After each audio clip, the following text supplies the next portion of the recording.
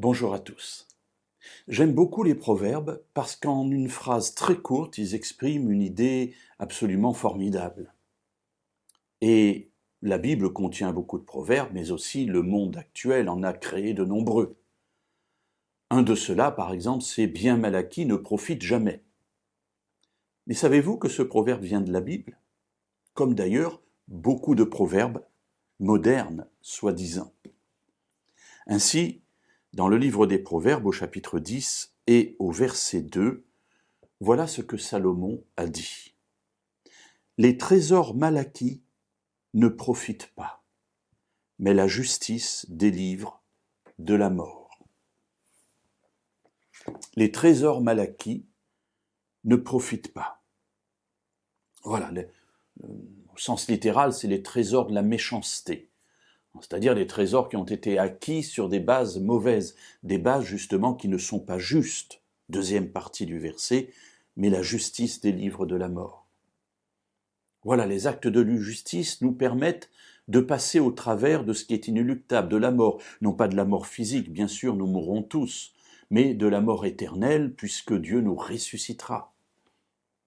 Ainsi, en étant justes, c'est-à-dire en marchant selon la voie de Dieu, nous avons l'assurance de sa présence et nous avons l'assurance aussi de la résurrection finale.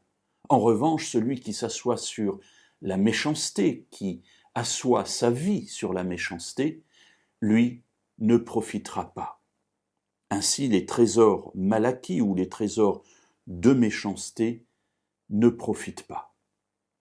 Mes amis, il est parfois des occasions que la vie nous donne de pouvoir nous enrichir, sur un domaine ou un autre d'ailleurs, mais pas sur de bonnes bases, pas sur des bases justes. Et nous voyons parfois l'intérêt immédiat, et on se dit j'en ai besoin, je le prends ou je le fais. Ici, Salomon nous rappelle que il faut voir à long terme, il faut voir à plus long terme. Et à plus long terme, seule la justice nous mène à la vie éternelle. Alors laissons les biens mal acquis, ne devenons pas propriétaires de ces choses-là, parce qu'il vaut mieux vivre avec moins, mais dans la justice de Dieu, que vivre dans l'opulence, mais sans lui.